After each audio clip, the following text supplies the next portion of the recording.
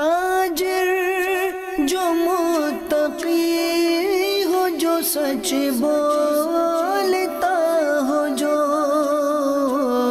احسان کرے لوگوں پہ، مجھے ایسا بنا دے، احسان کرے لوگوں پہ، مجھے ایسا بنا دے۔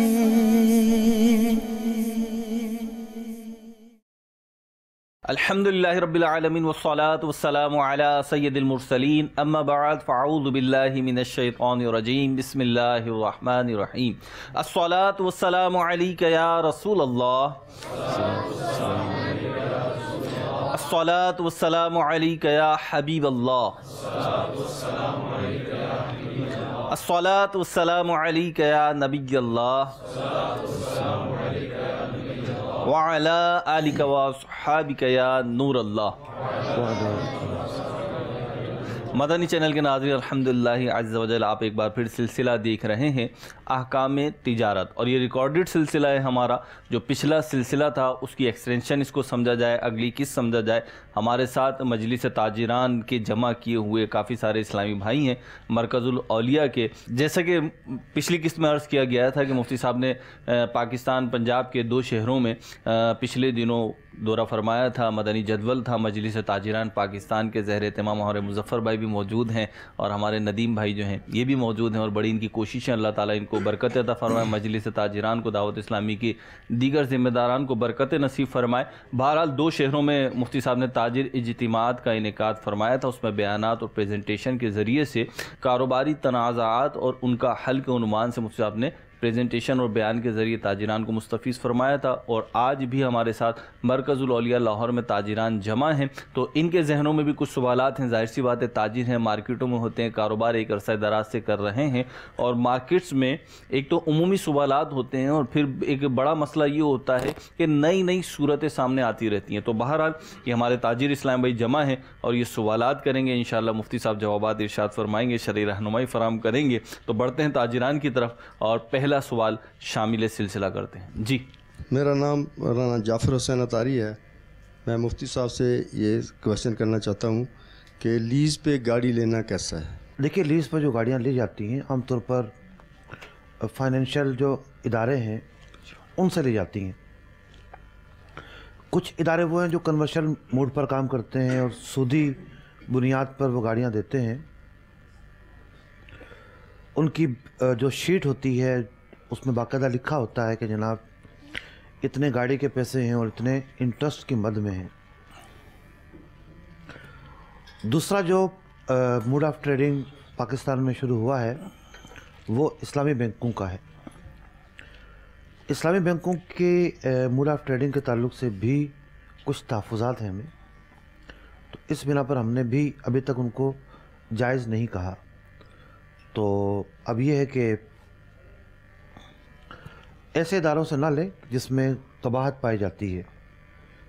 اگر آپ کا کوئی جاننے والا اور کوئی اعتماد کرنے والا آپ کو ویسے ادھار پر گاڑی بیچ دیتا ہے، پھر جداگانہ صورت ہے جو عام طور پر مشکل ہے، نہ ہونے کے برابر ہے۔ ٹھیک، تو آپ چھوٹی گاڑی پہ گزارا کریں۔ ٹھیک ہے جی۔ تو اگلا سوال کون تاجر اسلام بھائی کرا؟ جی، السلام علیکم۔ وعلیکم السلام ورحمۃ اللہ۔ میرا نام شیخ ندیم افضل ہے۔ میرا مفتی صاحب سے یہ سوال ہے کہ کرائے پہ جگہ لے کر زیادہ کرائے پر جگہ دینا کیا یہ جائز ہے؟ یہ کیسا ہے؟ یہ تشریف، شکریہ۔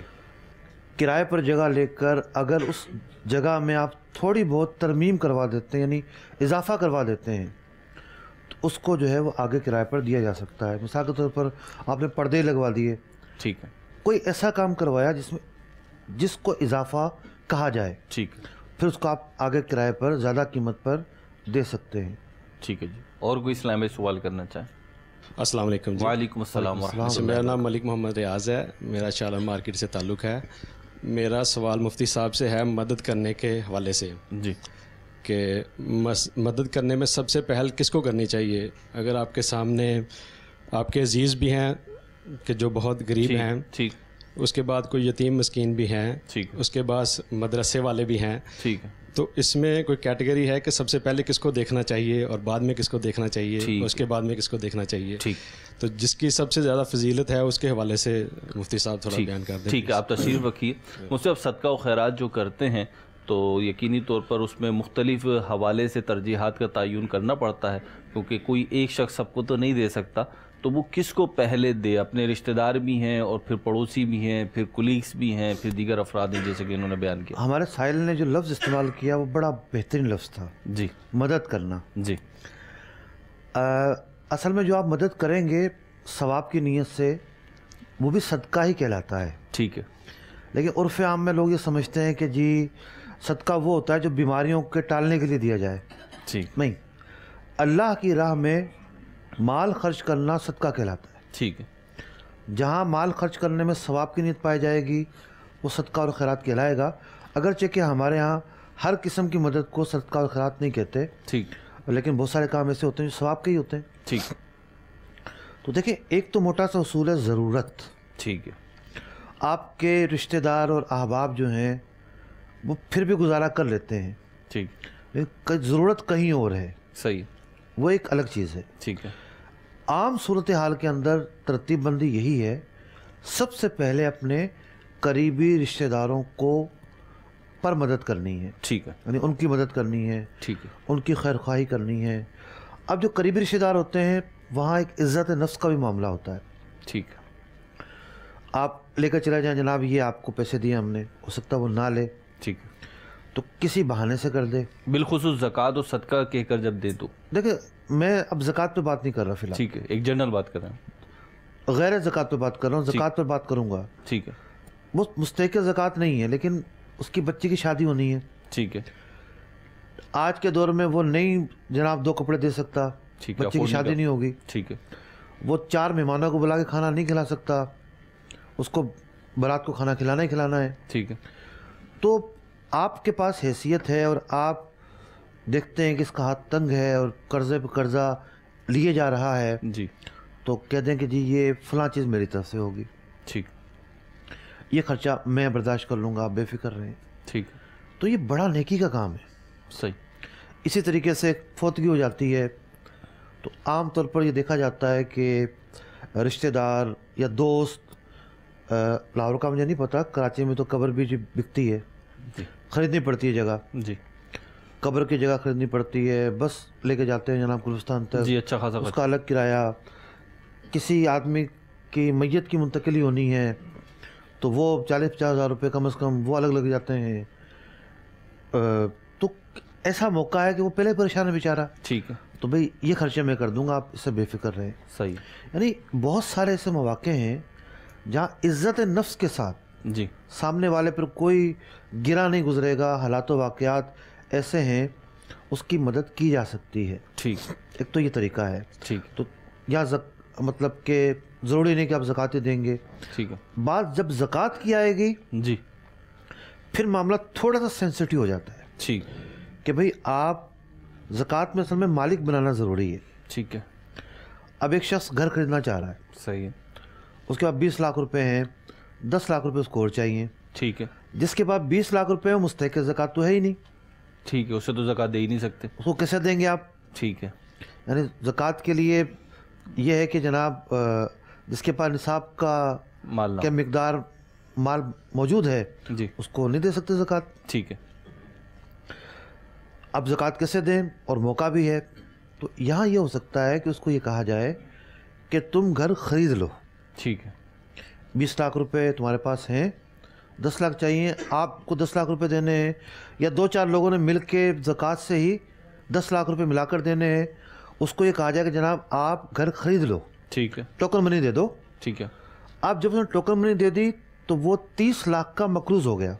ٹھیک ہے, اگر گھر 30 لاکھ کا آتا ہے تو, جی, اور 20 لاکھ اس کے پاس ہیں, ٹھیک ہے, اب وہ 10 لاکھ مائنس میں چلا گیا. صحیح, اب اس کی جو یہ کیفیت ہے اس میں یہ مستحق زکوٰۃ ہے, ٹھیک اس ہے, کو آپ زکوٰۃ دے دیں. ٹھیک ہے, لیکن پہلی صورت میں مستحق زکوٰۃ نہیں تھا. ٹھیک ہے, اسی طریقے سے بیمار ہے اور اس کا آپریشن ہوا ہے اور جناب وہ ہوش میں ہی نہیں ہے, ٹھیک ہے, اب زکوٰۃ کیسے دیں؟ ٹھیک ہے، اس کی ملکیت میں نہیں آئے گی. ملکیت میں نہیں آئے گی. ٹھیک ہے. براہ راست دوائیوں میں خرچ کر دی تو زکوٰۃ ادا نہیں ہوگی. ٹھیک ہے. آپریشن کے بل ادا کر دی، ادا نہیں ہوگی. ٹھیک ہے. اس کی ملکیت میں آئے پھر وہ جو چاہے کرے. ٹھیک ہے. بعض اوقات شادیاں ہوتی ہیں تو لوگ پوچھ رہے ہوتے ہیں جی بچی کی شادی ہے، غریب آدمی ہے، تو لیکن سونا اس نے جمع کیا ہوتا اپنی بچی کے لیے. جی. بچی کو تو وہ اس دن دے گا کہ جس دن اس کی رخصتی ہونی ہے. جی. اس سے پہلے تو وہ سونا باپ کی ملکیت میں ہوگا. بالکل. ہو سکتا ہے ماں کی ملکیت میں ہو. ٹھیک ہے. تو دیکھیں ان کے گھر میں کوئی بالغ فرد ایسا ہے کہ جو انفرادی طور پر مستحق زکوٰۃ ہو. ٹھیک ہے. اس کو وہ چیز دے دے. یعنی اس ایک ہی گھر میں کوئی فرد ایسا بھی ہو سکتا ہے جو مستحق زکوٰۃ ہو اور دیگر پہ زکوٰۃ. شوہر مستحق زکوٰۃ ہو، بیوی نہ ہو سکتا ہے. ٹھیک ہے. یعنی زکوٰۃ نکالنے میں اور زکوٰۃ لینے میں جی انفرادی بیلنس کا اعتبار ہے. ٹھیک ہے. انڈیویجولی پرسن کو دیکھا جائے. بالکل. ٹھیک ہے. یہ نہیں ہے کہ جناب باپ جو ہے وہ امیر ہے تو اب اس کا بیٹا غریب نہیں ہو سکتا. ہو سکتا ہے. ٹھیک. تو اس ترتیب سے پھر تو یوں میں عرض یہ کر رہا ہوں کہ موقع محل جی مدد کرنے کا سلیقہ اور طریقہ فی الحال تو میں نے اس پر بات کی ہے. جی. اور جو اصل ان کا سوال تھا وہ یہ تھا کہ کسے اہمیت دی جائے اور کس کو فوکس کیا جائے. جی. سب سے پہلے قریب رشتہ دار ہیں. ٹھیک ہے. پڑوسی ہیں، پھر جناب ہم پیشہ لوگ ہیں، ٹھیک ہے. پھر دینی مدارس جو ہیں وہ ہماری نظریاتی قوت ہیں. ٹھیک ہے. تو جو ضرورت کے اعتبار سے ان کی اہمیت ہے وہ اس سے کوئی انکار نہیں کیا جا سکتا. ٹھیک ہے. اگر زیادہ اماؤنٹ ہیں تو شیئر بھی کیا جا سکتا ہے، کچھ یہاں دے دے کچھ وہاں دے دے. ٹھیک ہے. اور ضرورت کے پیش نظر تو یوں یہ ہے کہ دینی مدارس کو مائنس تو نہیں کریں گے. ٹھیک ہے. ایمان اور اسلام کی شوکت ہے، اس سے قوت ہے، تو ان کی بھی مدد کرنی چاہیے. الحمدللہ عز و جل آپ کی دعوت اسلامی بھی دنیا کے 200 سے زائد ممالک میں 100 سے زیادہ شعبہ جات میں، اور بالخصوص اگر مدارس اور جامعات کا لیں تو ایک نیٹ ورک ہے، ایک جال بچھایا ہوا ہے جہاں پہ ہمارے مدنی منع مدنی منیا بچے بچیاں ناظرہ قرآن پاک پڑھ رہے ہیں، دینی تعلیم حاصل کر رہے ہیں، عالم دین بن رہے ہیں درس نظامی کر کر یا درس نظامی کر رہے ہیں، اور مفتی کورس بھی پھر ہمارے یہاں ہوتا ہے الحمدللہ عز و جل. یہ ساری جو ہے علم دین کی بہاریں ہیں. تو بہرحال دیگر مدارس کو بھی دیں اور دعوت اسلامی کو بھی حصہ دیں، اور دیگر مستحقین جو ہیں مفتی صاحب نے اس کی ترتیب بیان کی ہے، اس کو پیش نظر رکھیں. اللہ تعالیٰ ہمارے رزق حلال میں برکت وسعت فرمائے. اگلے سوال کی طرف بڑھتے ہیں. جی السلام علیکم. وعلیکم السلام ورحمۃ اللہ وبرکاتہ. میرا نام کامران اتاری ہے، شاہ عالم مارکیٹ سے میرا تعلق ہے. جی. اور میرا سوال مفتی صاحب کی بارگاہ میں یہ ہے کہ شراکت کرتے وقت کن چیزوں کو طے کر لینا چاہیے؟ ٹھیک ہے. جی مفتی صاحب شراکت کرتے ہوئے کن چیزوں کو طے کر لینا چاہیے؟ سب سے پہلے تو تعین ہو کیپٹل کا، کس کا کتنا کیپٹل ہے. ٹھیک ہے. دونوں فریقوں میں 50-50 دونوں کا ہے یا کم زیادہ ہے. ٹھیک ہے. جو بھی کچھ طے ہو سب سے پہلے. صحیح. ٹھیک ہے. ایک کا کم ہو ایک کا زیادہ ہو، ٹھیک ہے، کوئی حرج نہیں ہے. دوسرا یہ طے ہو کہ جناب دونوں ورکنگ کریں گے یا ایک ورکنگ کرے گا. ٹھیک ہے. یہ بھی ممکن ہے، کیپٹل دونوں کا ورکنگ ایک کر رہا ہے، ممکن ہے. ٹھیک ہے. تیسری چیز یہ طے ہو کہ اس کام کا حساب کیسے رکھا جائے گا. حساب کی صورت نہ زید بکر پر اندھا اعتماد کرے، نہ بکر زید پر اندھا اعتماد کرے. تو سب اعتماد ہے جبھی تو پارٹنرشپ کر رہے ہیں. اندھا اعتماد کی بات کر رہا ہوں میں، اعتماد کی بات نہیں کر رہا ہوں. ٹھیک. دونوں اس بات کو طے کریں کہ حساب کتاب مینٹین کیا جائے گا. ٹھیک ہے. بک بنائی جائے گی. ٹھیک ہے. اس میں اخراجات ایکسپنس، ٹھیک ہے، خریداری اور ریسیونگ، پیبل اماؤنٹ، ساری کی ساری چیزیں اس میں لکھی جائیں گی. ٹھیک ہے. اور کوئی بھی فریق کسی بھی وقت اس کو دیکھ سکتا ہے. ٹھیک ہے. ٹھیک ہے. بعض اوقات یہ ہوتا ہے کہ جی دکان میں جو مال پڑا ہوا ہے کہ چیز کا حساب نہیں ہوگا، جی اتنے مدت کے بعد ہم کر لیا کریں گے. ٹھیک ہے. ایک اگر بھائی بھی اگر پارٹنر ہے تو اس کے ساتھ بھی کھلا نہ چھوڑیں آپ. ٹھیک ہے. سال 2 سال کے بعد جو ہے وہ بیچ کی ہنڈیا پہ چوراہے میں پھوٹ رہی ہوتی ہے. ٹھیک ہے. یعنی ساجے کی جو ہنڈیا ہے وہ چوراہے میں پھوٹ رہی ہوتی ہے. ٹھیک ہے. آپ رول کے تحت چلیں. ٹھیک ہے. بک مینٹین رکھیں. دوسری بات ایک اور بڑی اہم ہے کہ جب ایک شخص گھر بنانے لگتا ہے جی تو وہ یہ سوچتا ہے کہ جناب ذرا 5-7 سال بعد بچوں کی بھی شادیاں ہونی ہیں، تو وہ اس کو سامنے رکھ کے کچھ نہ کچھ چیزیں ایسی ہوتی ہیں وہ پہلے پلاننگ کر چکا ہوتا ہے، جو ڈیزائن کرتا ہے. تو جس دن آپ کی پارٹنرشپ کا آغاز ہو رہا ہے آپ اس دن یہ سوچیں اگر یہ اینڈ ہوگی تو کیا ہوگا, ٹھیک ہے, تو ان چیزوں کو بھی طے کر لیں.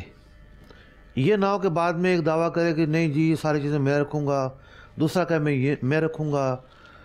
عام طور پر نقصان میں جھگڑا ہو رہا ہوتا ہے, ٹھیک ہے, تو نقصان میں یہ طے کر لیں کہ جو شریعت کا رول ہے ہم اس کو فالو کریں گے. ایز پر کیپٹل نقصان ہوگا. اگر ایک کا 60% ہے, ایک کا تو 40%, وہ 60% فیس کرے گا, 40 والا 40% فیس کرے گا. ٹھیک, نفع کا جو تناسب ہے یہ طے کرنا ضروری ہے. ٹھیک ہے, دونوں برابر نفع لیں یہ ضروری نہیں, ٹھیک ہے, کیپٹل کے مطابق لیں یہ ضروری نہیں, ٹھیک ہے, کم زیادہ نفع لے سکتے ہیں. ٹھیک ہے. یعنی اس میں جو ہے فلیکسیبلٹی ہے, جو آپس میں طے کر لیں میوچل انڈرسٹینڈنگ سے وہ ہو سکتا ہے. ایک صورت ایسی ہے جس میں خاص خیال رکھنا ہوگا, ٹھیک ہے, کہ ایک پارٹنر کا پیسہ کم ہے, ٹھیک ہے, تناسب کے اعتبار سے, فیصد کے اعتبار سے کم ہے جی, کیپٹل کے مقابلے میں, اور وہ کام بھی نہیں کر رہا. جی, مثال کے طور پر اس کا 20% ہے, ٹھیک ہے, کام بھی نہیں کر رہا, ٹھیک ہے, اور نفع مانگتا ہے 30%. ٹھیک ہے, یہ نہیں ہوگا.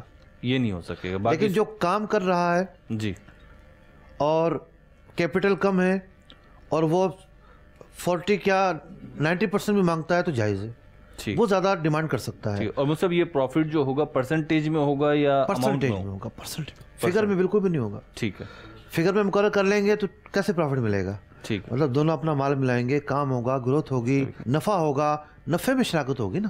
ٹھیک ہے, اور نفع کب ہوتا ہے یہ بھی طے کریں.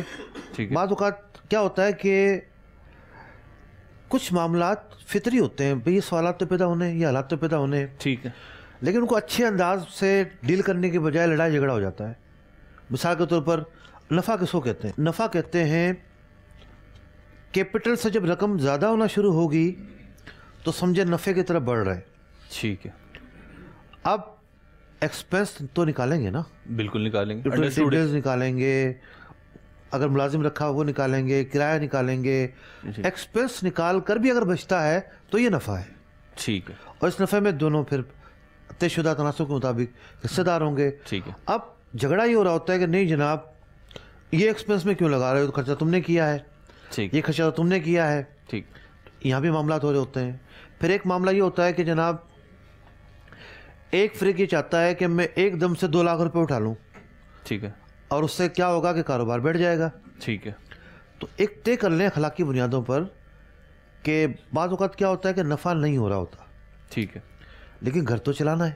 صحیح ہے, اب ایک فریق چاہتا ہے جس کا کیپٹل بھی کم ہے خاص طور پر, جی, کہ میں ہر مہینے 1 لاکھ روپے اٹھاؤں. ٹھیک ہے, بھائی اس طرح اگر اٹھایا تو جو کام آج چل رہا ہے وہ کل بیٹھ جائے گا, 3 مہینے بعد کلوز ہو جائے گا. کلوز ہو جائے گا.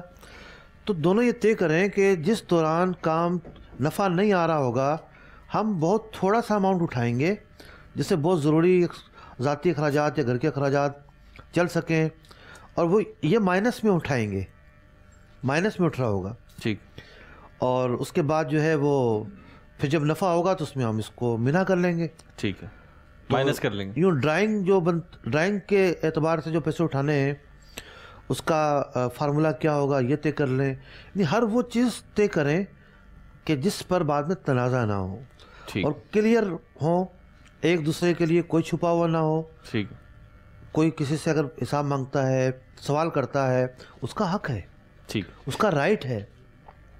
نبی اکرم علیہ السلام کی خدمت میں ایک شخص آیا اور آ کر کہا کہ میرے پیسے دیجئے, قرضہ تھا. ٹھیک ہے, اس کا انداز صحابہ کرام کو پسند نہیں آیا. ٹھیک ہے, تو آپ نے فرمایا چھوڑ دو. نبی کریم علیہ السلام. جی ہاں, ٹھیک, یہ صاحب حق ہے. ٹھیک, صاحب حق کا یہ حق ہے کہ وہ سوال کرے, ٹھیک ہے, وہ اپنے حق کے بارے میں مطالبہ کرے. ٹھیک ہے, تو بعض اوقات پارٹنر سمجھتے ہیں جی ہم پر اعتبار نہیں کر رہے. جی, بھئی آپ ایسی فضائی قائم نہ کریں کہ تہمت آئے. ٹھیک ہے, کلیئر ہو کر چلیں, کلین ہو کر چلیں. ٹھیک ہے, تو یوں میں سمجھتا ہوں کہ اچھے طریقے سے کریں گے تو کوئی وہ ایشو نہیں ہوگا. ٹھیک ہے. مفتی صاحب نے ویسے تو ساری اتنی تفصیلی جواب ارشاد فرمایا ہے, لیکن آخر میں جو ایک نقطہ تھا مطلب کیونکہ مارکیٹ میں ایک یہ جو آپ نے آخر میں نقطہ اٹھایا یہ بڑا اہم ہے کہ جس وقت وہ پارٹنرشپ ہو رہی ہوتی ہے تو بہت ساری چیزیں ہم یوں چھوڑ دیتے ہیں کہ یار اس کی تو کوئی ضرورت ہی نہیں ہے, اس کی کوئی حاجت ہی نہیں ہے, یا یہ تو انڈرسٹوڈ ہے, تو اس کو بھی طے کر لیں. باقی تفصیل کے ساتھ مفتی صاحب نے جواب ارشاد فرما دیا. اگلا سوال کون اسلام میں کریں؟ محمد بلال اشفاق اتاری. میں انجینئر ہوں اور کمپنی میں رن کر رہا ہوں ایک ٹیلی کام کے اندر. ٹھیک.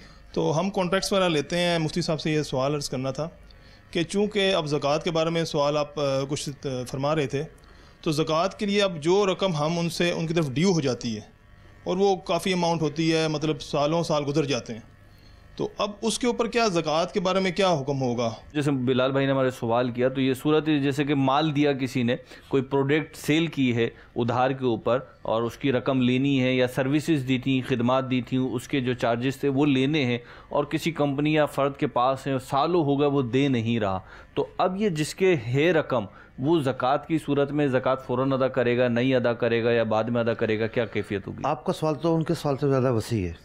ٹھیک ہے, اور ابھی ان کے سوال پر بھی آپریشن کرنا ہے. ٹھیک ہے جی, مائک دیجیے گا بھائی, بلال بھائی کو دے مائک. بھائی آپ کی سروس بیس کمپنی ہے نا؟ جی جی, سروس دیتی ہے. سروس دیتی ہے, جی جی. تو میں مثال کے طور پر اس نے جو ہے وہ گڑھا کھود کے اور تار ڈالنی ہے کوئی. جی جی جی, ٹیلی کام کے مطلب جو بھی کام شامل ہے. جی جی. تو یہ اجرت پر آپ نے کام کیا جی, اور پلس اس میں مال بھی شامل ہوتا ہے آپ کا, کنکریٹ وغیرہ جس قسم کا بھی مطلب سروسز آتی ہے ٹیلی کام ریلیٹڈ جو بھی ہے. ٹھیک ہے. آپ کا کوئی ٹائم شیڈول طے ہوتا ہے کہ جناب اتنے ٹائم شیڈول طے ہوتا ہے, وہ ہر چیز طے ہوتی ہے, لیکن اس کے مطابق کوئی بھی نہیں چلتا. نہیں, ٹائم شیڈول طے ہوتا ہے. جی, ٹائم شیڈول طے ہوتا ہے کہ بھائی اتنے دنوں بعد آپ کو پیمنٹ کریں گے, پیمنٹ ملے گی. جی. تشریف رکھیے. دیکھیے سروسز کی مد میں جی جو اجرت دی جاتی ہے, جی, ایک تو یہ تو پیشگی اجرت دے دی. ٹھیک ہے, ایڈوانس سیلری دے دی, ایڈوانس دے دی رقم, ایڈوانس دے دی. ٹھیک ہے. دوسرا یہ ہے کہ ایک مدت مقرر کر لی. ٹھیک ہے. اب کسی نے گھر کرایہ پر لیا ہے, جی, تو اب اس کے ذمے یہ قرض کب ہوگا؟ قرض جی, جب مہینہ پورا ہو جائے گا. مہینہ پورا ہو جائے گا تو ڈیو ہو جائے گا اس کے اوپر. اب اس کے اوپر ڈیو ہو گیا. اس سے پہلے کیا ہوا؟ اس سے پہلے تو عرفاً قرض شمار نہیں ہوتا. ٹھیک ہے. تو اسی طریقے سے ان کا جو معاوضہ ہے, جی, ایک سوال ذہن میں اٹھتا ہے کہ بھئی جس دن سودا کیا اس دن سے شروع ہو جائے. ٹھیک ہے. لیکن چونکہ کام نہیں کیا انہوں نے, جی, اور معاہدے میں بھی شامل ہے کہ جناب اس موقع پر دیا جائے گا, کام کمپلیٹ اور ہونے میرے کے خیال بعد میں ٹائم پیریڈ کے مقابلے میں کام زیادہ فوکس ہوتا ہوگا. ٹائم پر فوکس ہوتا ہے, اماؤنٹ پر فوکس نہیں ہوتا اس وقت. ٹائم پر فوکس ہوتا ہے کہ جناب نہیں, ٹائم پہ نہیں ہوتا, کام پہ ہوتا ہے. سوری, آپ کو جو کام ملا, جی جی, اس کام پر فوکس ہوتا ہے نا, ٹائم پر تو نہیں ہوتا ہوگا. نہیں نہیں, کام مطلب کام کی 2 مہینے گزر جائیں گے تو آپ کو اماؤنٹ ملے گی, بلکہ یہ ہوتا ہوگا اتنا کام کر لو گے اتنی اماؤنٹ ملے ہاں, گی. اتنا کام کے حساب سے. ٹھیک, تشریف رکھیے. تو اصل تو وہ کام بنیاد ہوا پھر, یعنی جو ڈیو ہونے کا معاملہ پیدا ہو رہا ہے اس کام کے اعتبار سے ہوا نا, کہ جب آپ نے اتنا کام کر لیا اور اس کے معاوضے کے آپ مستحق ہو گئے, اس رقم کے اب آپ مالک بن گئے. مثال کے طور پر آپ نے کسی دھوبی کو کپڑے دیے دھونے کے لیے, اس نے دھوئے ہی نہیں جب تک, تو وہ اجرت کا تقاضا کر سکتا ہے؟ نہیں کر سکتا. نہیں کر سکتا. جب وہ کام کرے گا تو اجرت کا تقاضا کر سکتا ہے. بالکل. آپ کو فون بھی کرے گا کہ بھی اپنے کپڑے لے جاؤ اٹھا کے, کام کر دیا ہے. تو جب آپ کا وہ فیس مکمل ہوا جہاں آپ کے ساتھ یہ معاہدہ تھا کہ اب آپ اتنے پیسے لے سکتے ہیں, اس دن سے وہ ڈیو ہو گئی. ٹھیک ہے. لیکن شریعت کا نظام بڑا ہی آسان ہے, آپ کو ہر فیس کا حساب لگانے کی ضرورت ہی نہیں ہے. ٹھیک. ایک دن کا آپ حساب لگائیں گے جس دن آپ پر زکوٰۃ فرض ہوتی ہے. ٹھیک ہے. جب وہ تاریخ آئی تو آپ یہ دیکھیں گے کہ کتنا اماؤنٹ آپ کا ڈیو ہو چکا ہے, ریسیویبل ہے, اور اس کو آپ ایک کاپی میں لکھ لیں گے. اس رقم پر زکوٰۃ تو فرض ہو جائے گی اگر شرائط پائی جاتی ہوں. شرائط پائے جانے سے مراد یہ ہے کہ حاجت اصلیہ سے زائد ہو, پتہ چلا کہ جناب یہاں 2 لاکھ روپے آنے ہیں اور بندہ جو ہے وہ کئی لاکھوں کا اور مقروض ہے. ٹھیک ہے. خود پیسے دینے کسی کے, ڈفرینٹ صورتحال ہوگی. شرائط پائے جائیں تو وہ رقم پر زکوٰۃ تو فرض ہونی ہے, ٹھیک ہے, لیکن اس کی ادائیگی فوری ضروری نہیں ہے. ٹھیک ہے. جب وہ نصاب کی خمس کے برابر موصول ہوگی اتنی اماؤنٹ پر زکوٰۃ دینا فرض ہو جائے گا, یعنی نصاب کا 5واں حصہ. جی ٹھیک ہے. اب مثال کے طور پر انہیں وہ رقم 2 سال بعد ملتی ہے, ٹھیک ہے, اور پچھلے 2 سالوں میں ایسی کیفیت تھی کہ ان پر زکوٰۃ فرض تھی. ٹھیک ہے. اب یہ ان 2 سالوں کی زکوٰۃ نکالیں گے. ٹھیک ہے. تو مصعب اس میں آسانی کس میں, سہولت کس میں اگر دیکھا جائے تو؟ سہولت تو اس میں ہے کہ ہر سال ہی نکالتا رہے. ٹھیک ہے. کیونکہ بہت ساری جب جمع ہو جائے گی تو پھر ایک ساتھ دینا بہت مشکل ہوگا. ٹھیک ہے. مصعب یہ تو اس سوال کا جواب ہو گیا, لیکن کاروباری دنیا میں یا یہ خدمات کے تحت بھی جو معاوضہ ملتا ہے اس میں بھی بعض اوقات ایسا ہوتا ہے کہ وہ رقم ڈیڑھ ہو جاتی ہے, ڈیڑھ تصور کر لیتے ہیں کہ جی. تو جو شریعت نے رخصت دی ہے کہ اس وقت تک فرض نہیں ہے, ٹھیک ہے, جب تک موصول نہیں ہو رہی, ٹھیک ہے, اسی لیے دی ہے نا. اگر ڈیڑھ ہو جاتی ہے تو پھر آپ دیں گے ہی نہیں. صحیح, وہ ملی نہیں تو اب دینی بھی نہیں. ہاں, لیکن یہ ہے کہ ان لوگوں کی رقم ڈیڑھ نہیں ہوتی ہوگی. ٹھیک ہے جی. اگلا سوال کوئی اسلامی.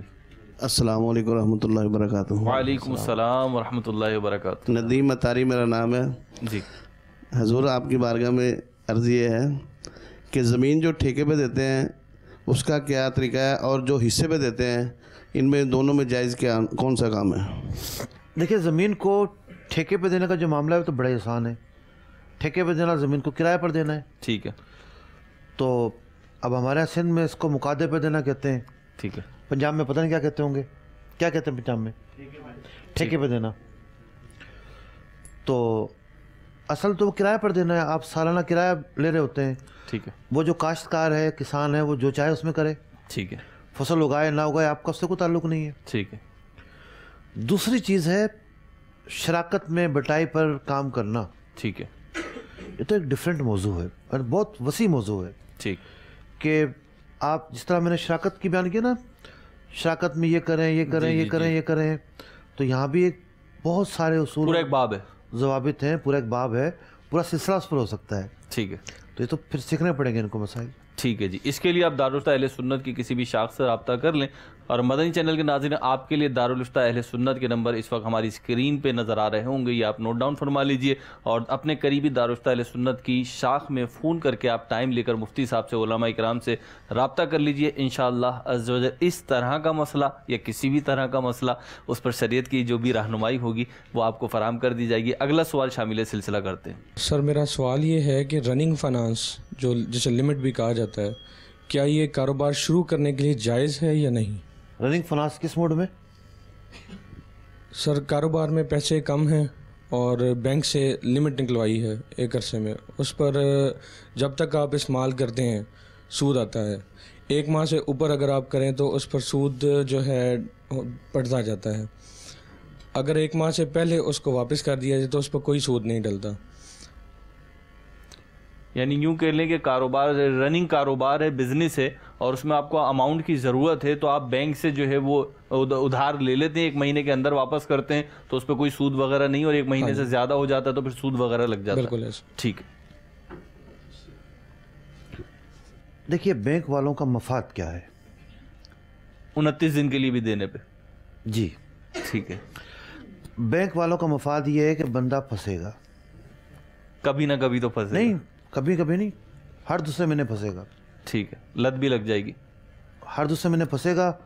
پھر وہ یہ حساب کرے گا کہ کوئی مسئلہ نہیں, سود تو دیا میں نے 12%, 15%, کما لیا ہے 20%. ٹھیک ہے.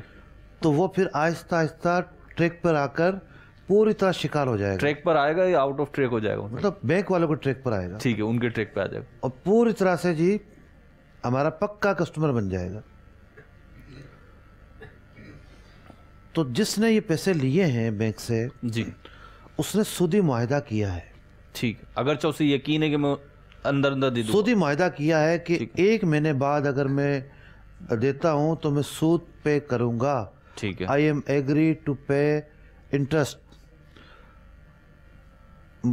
کرام الکاتبین کی کتاب میں کیا لکھا ہوگا؟ یہ سودی معاہدہ کرنے والا. سودی معاہدہ کرنے والا, اس نے ایک سودی ایگریمنٹ کیا ہے. ٹھیک ہے. اسی حالت میں انتقال ہوتا ہے تو اندازہ لگائیے اس کے نامہ عمل میں کیا لکھا ہوا ہوگا. سودی ایگریمنٹ کرنا. تو سود جو ہے وہ اس کی ایسی شکلیں رائج ہو چکی ہیں جی کہ لوگ کہہ رہے ہوتے نہیں میں دے تو نہیں رہا نا.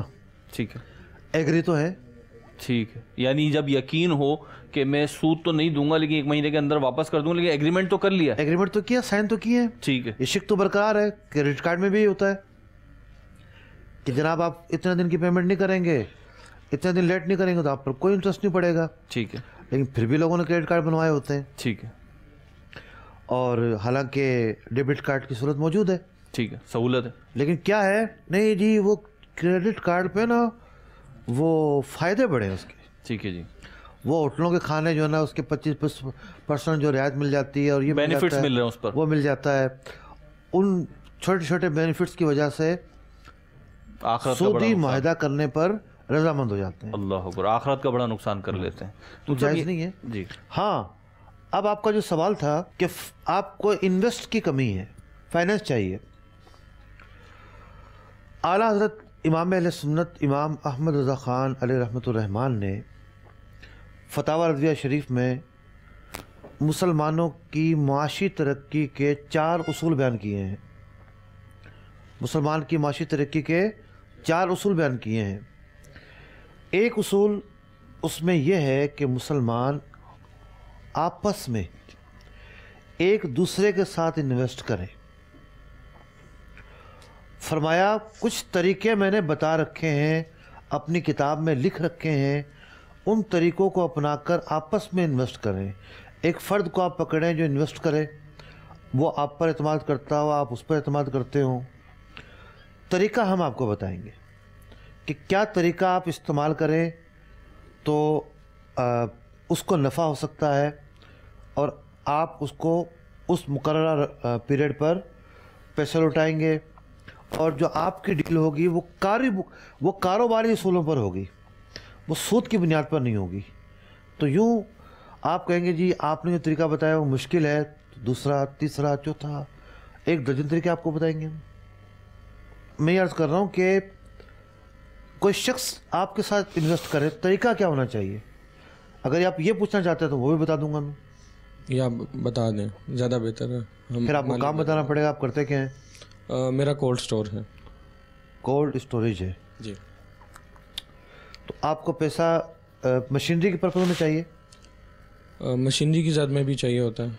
बड़ा आसान तरीका है, ठीक है। मशीनरी आपने ख़रीदनी है 50 लाख रुपए की, उसको कहें कि भाई ये मशीनरी है फ़लाँ जगह से मिलेगी, अगर बाहर मुल्क से भी आनी है तो लाइनअप मैं कर लेता हूँ, लेकिन आप उसको मंगवाएं, इतने की पड़ेगी, इतना टैक्स आएगा, और पाकिस्तान में पहुँच के इतने की ये पड़ जाएगी, और उसके बाद आप इसको अपनी जगह पे मंगवा लें, अपना कब्ज़ा कर लें। मैं वादा करता हूँ इतने की मैं ख़रीद लूँगा उधार में। 50 लाख की पड़ रही थी, 6 महीने के उधार पर आपने 60 लाख की ख़रीद ली उससे, या साल की उधार पर। शरीय तरीके के मुताबिक इन्वेस्टमेंट हो गई, आसान है। अगर मशीनरी नहीं मंगवानी, कुछ और मंगवाना है तो कुछ और भी हो सकता है, उसके भी तरीके हो सकते हैं। तो वैसे हम तो चले हैं अपना उकाड़ा से लेके कोल्ड स्टोरेज, ज़िंदगी में नहीं देखे होंगे इतने। तो क्या ये सारे आलू इसमें भरे जाते हैं? जी। सिर्फ आलू ही होते हैं? नहीं, आलूओं के अलावा और भी काफ़ी चीज़ें हैं। क्या क्या? मंडी के पास जो कोल्ड स्टोर ज़्यादातर जो पाए जाते हैं उनमें फल भी होते हैं, इसके अलावा खजूरें ज़्यादातर स्टोर की आम तौर पर कितने अरसे के लिए रखी जाती हैं? ये जो फलों का है वो 6 से 7 माह के लिए। 6 से 7 माह? जी। अच्छा। और आलू का भी तकरीबन यही ड्यूरेशन है। तो हमारे सिंध में तो इतना आम होता है, अगर वो हो कोल्ड स्टोरेज में तो सारा साल मिलता रहे, वो तो नहीं मिलता।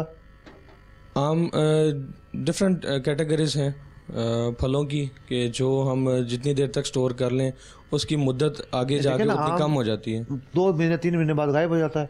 जी। तो कोल्ड स्टोरेज में अगर 7 महीने तक चल सकता है तो लोग क्यों नहीं करते? जायका ख़राब हो जाता है। जायका ख़राब हो जाता है। आम जब कोल्ड स्टोर से बाहर निकलेगा वो जल्दी ख़राब हो जाएगा। आलू की क्या वो होती है टाइम पीरियड? आलू का टाइम पीरियड तकरीबन कह लेंगे 25 से 30 दिन से ज़्यादा ही होता है जब कोल्ड स्टोर से बाहर निकलता है। यानी सिर्फ 25 से 30 नहीं, कोल्ड स्टोरेज में कितना रह सकता है? कोल्ड स्टोरेज में हम 7 माह के लिए रखते हैं। 7 माह के लिए रखते? जी। ठीक, तो उसका जायके में फ़र्क आता है? नहीं। चलें, ये मालूमात मैंने यूँ ली है कि हमारे नाज़रीन को भी कुछ फ़वाइद हो जाएंगे। ठीक है, ठीक है जी। और ये भी पता चला कि जैसे कि बता रहे हैं कि कोल्ड स्टोरेज में जो चीज़ रखी जाएगी और फ्रेश चीज़ जो होगी उसकी मुद्दत में ख़राब होने की या सही रहने की मुद्दत में फ़र्क आ जाता है। چلیں جی ٹھیک ہے، بہت ساری تبدیلیاں آ رہی ہیں دنیا میں، تو وہ ایک یہ بھی تبدیلی اور سب فیس کر ہی رہے ہیں ہم اور آپ. ہاں بیماریاں بھی بڑھ رہی ہیں جی ٹھیک ہے جی. تازی چیزیں ہم نہیں کھائیں گے جی تو فرق تو آئے گا نا. جی اگلا سوال شامل سلسلہ کرتے ہیں. جی السلام علیکم ورحمۃ اللہ وبرکاتہ. وعلیکم السلام ورحمۃ اللہ وبرکاتہ. میرا نام میاں ارشاد علی ہے اور میرا ریئل اسٹیٹ بزنس ہے. ٹھیک ہے. اچھا میرے مفتی صاحب سے 3 کوشچن ہیں. 3 ٹھیک ہے جی. پہلا کوشچن یہ ہے کہ جب ہم رینٹ پہ کوئی اپارٹمنٹ ہو یا اس میں کوئی بزنس کے لیے آفس ٹھیک ہے یا کوئی بھی ہم رینٹ پہ دیتے ہیں تو ہم ان سے ایگریمنٹ کرتے ہیں کہ ہر سال 10% بڑھے گا یا 5% بڑھے گا. ٹھیک ہے. اچھا یہ میں نے پوچھنا ہے. پہلا سوال یہ ہے کہ پوچھنا ہے کہ بھئی یہ شرعی طور پر جائز ہے جیسے ہم 10% 5. دوسرا کوشچن میرا یہ ہے کہ جو یہ ہم پراپرٹی ٹیکس دیتے ہیں، انکم ٹیکس دیتے ہیں، ٹھیک ہے، تو وہ بہت زیادہ بن جاتا. ٹھیک ہے. تو یہ جو ہے ہم زکوٰۃ جب دیں گے تو وہ ہم ٹیکس ڈیڈکٹ کر سکتے ہیں اس میں سے یا نہیں؟ دوسرا کوشچن یہ. ٹھیک ہے. تیسرا کوشچن یہ ہے کہ میں نے اس دفعہ جو نا وہ جب فائل کی ہے نا ٹیکس ریٹرن، جی، تو مجھے وہ انسپیکٹر صاحب ہیں ان کی کال آ گئی جی کہ بھئی آپ نے وہ ڈاکومنٹ نہیں جمع کرائے، تو میں نے آپ سے ملاقات کرنی ہے اور میں نے وہ ڈاکومنٹ لینے ہیں. میں نے کہا ٹھیک ہے آ جاؤ. وہ میرے گھر آ گیا. وہ آ کے اس نے مجھے پھر بتایا کہ اس میں یہ جو ریٹرن ہے جس نے بھری ہے اس میں کافی مسٹیک کی ہیں. وہ اس نے مجھے بتائیں کہ یہ مسٹیک ہے. میں نے نوٹ کی. پھر انہوں نے کہا کہ مجھے اب یہ ڈاکومنٹ دے دو. وہ تقریباً 2 گھنٹے انہوں نے میرے ساتھ وہ کام کیا اور وہ میرے گھر 3 دفعہ آ چکے ہیں، 1-2 دفعہ اور بھی آئیں گے. ٹھیک ہے. اچھا اب وہ تو گورنمنٹ کے ملازم ہیں، ٹھیک ہے، وہ میری ہیلپ کر رہے ہیں، لیکن میرا کوشچن یہ ہے کہ ان ظاہر ہے کہ وہ اتنی سروسز دے رہے ہیں، وہ ڈیمانڈ کریں گے کچھ نہ کچھ بعد میں، تو یہ بنتا ہے کہ میں ان کو کچھ پے کر سکوں یا کہ رشوت کے زمرے میں آئے گا ان کی یا کیا؟ ان کی سروسز کے بینیفٹ، وہ سروسز وہ سیم وے کر رہا ہے جیسے کہ وہ عام وہ فائلر نہیں کرتا، وہ جو ریٹرن بھرتا کرتا ہے، وہ اسی طرح وہ پورا ورک کر رہا میرے ساتھ. ٹھیک ہے جی، ایک ایک کر کے آپ کے سوال کا جواب. یہ کوشچن. تیسرے سوال کو ہم لے لیتے ہیں. تیسرا تھا یا دوسرا تھا؟ تیسرا سوال.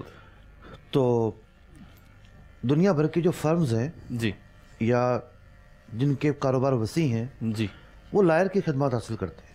ٹھیک ہے. وکیل ٹیکس ریٹرن بھرنے کے لیے جی لائر کی خدمات حاصل کرتے ہیں. ٹھیک ہے. اور لائر کی خدمات حاصل کرنے کے بعد وہ اپنے وکیل سے سب کام کرواتے ہیں. ٹھیک ہے. تو یہ جو چیزیں ہوتی ہیں وہ وکیل فیس کر رہا ہوتا ہے. ٹھیک ہے. اب وہ جناب کسی کو بھی فون کر کے کچھ بھی کہہ سکتا ہے. ٹھیک ہے. جو سرکاری ملازم ہے، ٹھیک ہے، اس کا یہ حق نہیں ہے کسی کو فون کرے. ٹھیک ہے. یہ رائٹ نہیں ہے، اس کا غیر قانونی کام ہے یہ. ٹھیک ہے. اس کو گھر پہ کیوں آنا؟ گھر پہ تو اس کو آنا نہیں چاہیے تھا. اگر وہ اتنے ہمدرد ہے تو اس کو اپنے آفس میں بلائے. ٹھیک ہے. سرکاری کام سرکاری ادارے میں بیٹھ کے کرے. تو یہاں دال میں کالا معلوم ہو رہا ہے. ٹھیک ہے. دوسری بات یہ ہے کہ بعض لوگوں کے طریقہ واردات مختلف ہوتے ہیں. ٹھیک ہے. اب ایک جاننے والے کی گاڑی جو ہے وہ چوری ہو گئی. جی. اب جناب جو متعلقہ ادارہ ہے اینٹی کار لفٹنگ کا، وہاں سے ان کو فون آ رہے ہیں. ٹھیک. آپ یوں کر لیں، آپ یوں کر لیں، آپ یوں کر لیں، گاڑی جو ہے ہماری جو ہے وہ موجود ہے. گاڑی کی خبر پتہ چلی ہمیں. ٹھیک ہے جی. اور وہ ہمیں جانا پڑے گا بلوچستان، کچھ خرچہ بھی آئے گا، کوئی 30-40 ہزار روپے آپ کو ذمہ ڈالیں گے ہم. بہت اچھا دوست ہے میرا.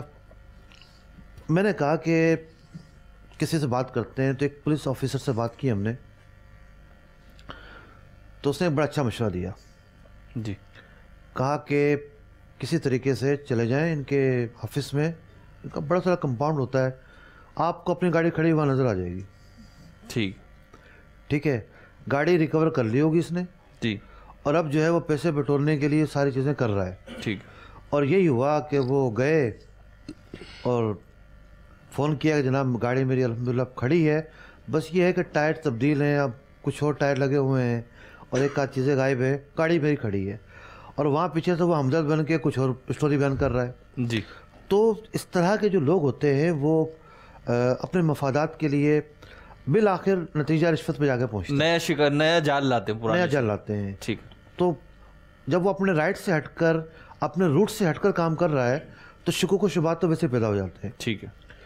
تو لائر کی خدمات حاصل کریں, واضح مسئلہ ہے. اس کو کوئی معاوضہ, کوئی رقم, کوئی گفٹ وغیرہ نہیں دے نہ, سکتے؟ اس کو کچھ بھی نہ دیں. دوسرا سوال یہ تھا کہ جو کرایہ دار کرائے پہ مکان لیتے ہیں یا جگہ لیتے ہیں تو وہ جو معاہدہ کرتے ہیں اس میں ایک شک یہ بھی ہوتی ہے کہ سال با سال یا جو بھی ڈیوریشن طے کرتے ہیں اس کے بعد آپ کا 10%, 20% یا 5% کرایہ جو ہے وہ اس میں بڑھوتری ہوگی, اضافہ ہوگا. دیکھیں ہو کیا رہا ہوتا ہے کہ اصل میں 1 سال کا معاہدہ ہو رہا ہوتا ہے. ٹھیک ہے, 12 ماہ کا.